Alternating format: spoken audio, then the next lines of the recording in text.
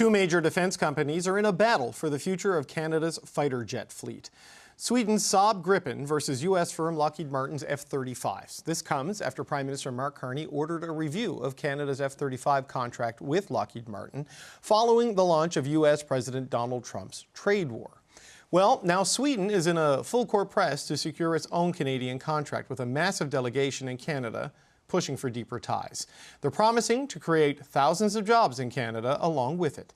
Industry Minister Melanie Joly told Sweden's Deputy Prime Minister that Canada is looking to partner with Sweden. Of course, we're very much interested in the offer by Saab over the Gripen and the creation of jobs in Canada and working together regarding Ukraine. But we need to have more details about it because we need to be able to, do the work, the analysis of how much we could benefit out of it. But we'll continue the conversations for sure. Paul Johnson is the Swedish Minister of Defense. Minister, it's good to see you. Thank you for coming in today. Thank you for having me on. You've put quite an offer on the table here for Canada. Your country has, in conjunction with Saab, to get the industrial benefits of product line expansion in return for buying some Gripens. You can see the economic merits, but it creates some complications on mixing the Canadian Air Force fleet. Why should Canada take such a step? First of all, we're here together under the leadership of His Majesty the King because we're deepening our bilateral cooperations, because we're no longer partners, but we're true allies inside NATO. That's transforming our relationship. That's why we can work shoulder to shoulder in Latvia under your leadership with NATO's activities to deterrence and defense. That's why we're committed both to the Arctic and with unity of purpose in supporting Ukraine. So it starts there, I want to say. In regard to the fighter aircrafts, I know you're doing a review. It's for you and the Canadian people, of course, to decide that, and the government. We stand open for business and partnerships, but in the end of the day, this is a decision, a sovereign decision by Canada and no one else. But no, I appreciate that, but clearly there is a sales pitch component to this meeting as well, right? Because Saab would like to scale up its production to meet the demand of the Gripens, and it needs to find a partner like a Bombardier to do that. I mean, what is the central pitch to the Canadian government other than the industrial merits? Because 10,000 jobs is very appealing, but mixing the fleet could have some consequences operationally and cost-wise. As a Minister of Defense, why do you think David McGuinty should be okay with that? Well, let me first start off. We're not looking for clients, we're looking for partnerships, and that's how we do this.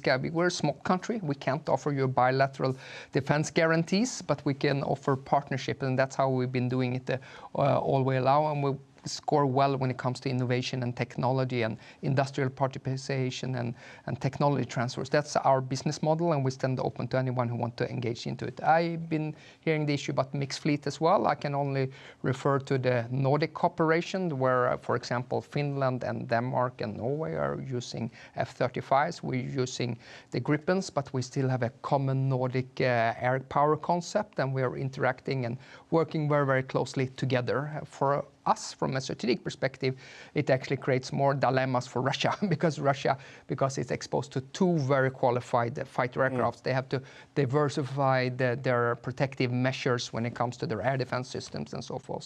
So for us, in the collaboration with the other Nordics, which we are deeply integrating, it works fine to operate it with two different fighter aircraft. But once again, the assessment for Canada has to be done by Canada. Right, but you just mentioned the interoperability.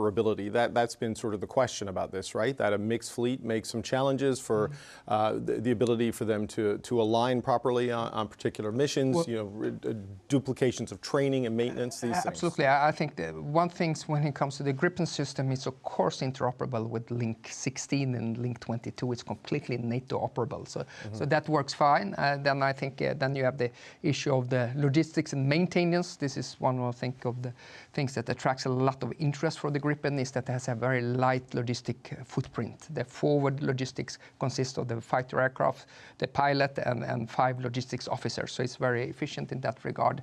The other thing, of course, that creates an interest, not at least in Ukraine. As you might know, Ukraine has expressed a willingness to procure 100 to 150 Gripen fighters, is the dispersed systems that you can use it actually outside of the Air Force bases.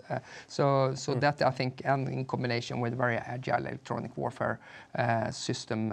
And of course, our Air Force is laser focused on the capability developments that from the Russian Air Force, obviously, due to our geographic proximity. So for us, the Gripen system works very well. And if there's an interest on Canada, we're glad to provide more information. You made an interesting point there that you're looking for partners, right? Obviously, the middle powers believing in multilateralism and working together. Partnership and partner are not words we're hearing from the United States very much these days. It's either competitor, customer, or supplier. Partner is never really part of it. So how much is the nature of that relationship, the Canada to Sweden relationship, as part of this pitch process versus the changing, I would say, eroding nature of the Canada-US relationship, just that you might be a more reliable partner for the long term? Well, I think that's for Canada to answer on the US-Canadian relationships. But I do take note that you talk about diversifying, and for many reasons. And if you want the partnership, Sweden is a good partners when it comes to defense industrial production. And those who doesn't believe that is important yet look as the Ukrainians. So what we're seeing in Ukraine is a war of attrition. A war of attrition is a war of warehouses, and therefore you need a strong defense industrial base for credible deterrence. And I think the Ukrainians have done wonderful things there as well. So I think we have lots to learn on. And I understand that there's an interest also from Canada's side to strengthen its defense industrial base. And if we can be helpful in that regard, especially when it comes to technology transfers, and if we can have a good match and building on some of the success I think been having between Bombardier and Saab, we will be the first to welcome it. There's been a long saga on the decision in Canada to purchase fighter jets. It was 14 years ago. The former Conservative government made a decision on F-35s. It was paused, reviewed, and here we are again in the middle of another review. So as a NATO member, you would be well aware of the capability gaps that exist in the Canadian military and the historically low spending levels relative to the NATO target.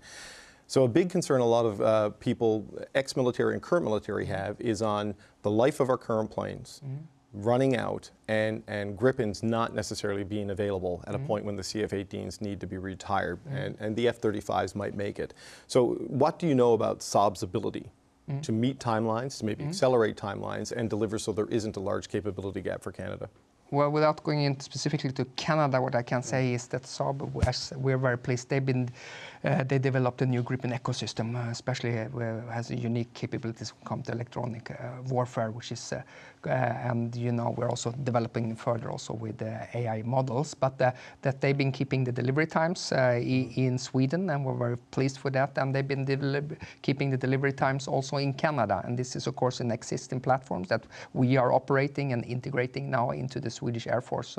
So the performance is without a doubt very effective.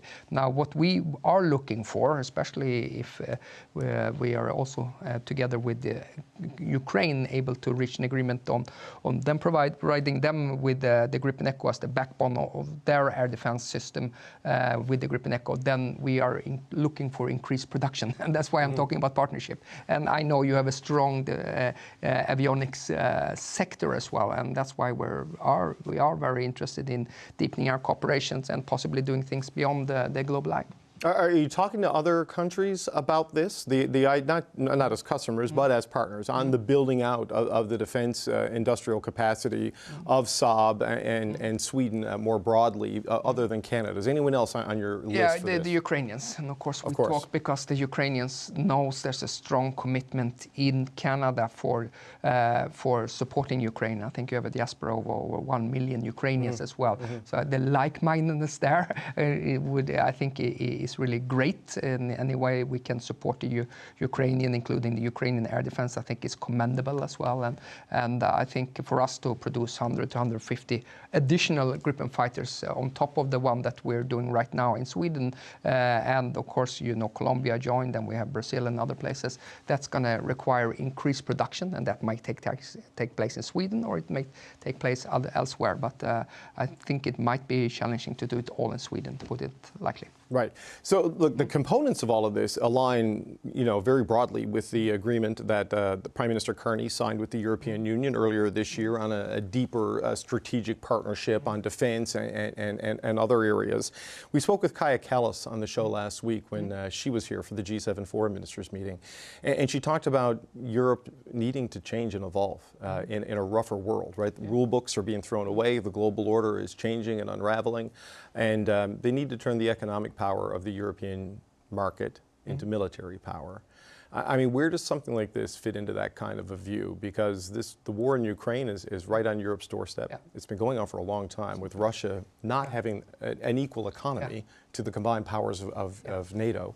Where does something like this fit into the ability to deal with that threat?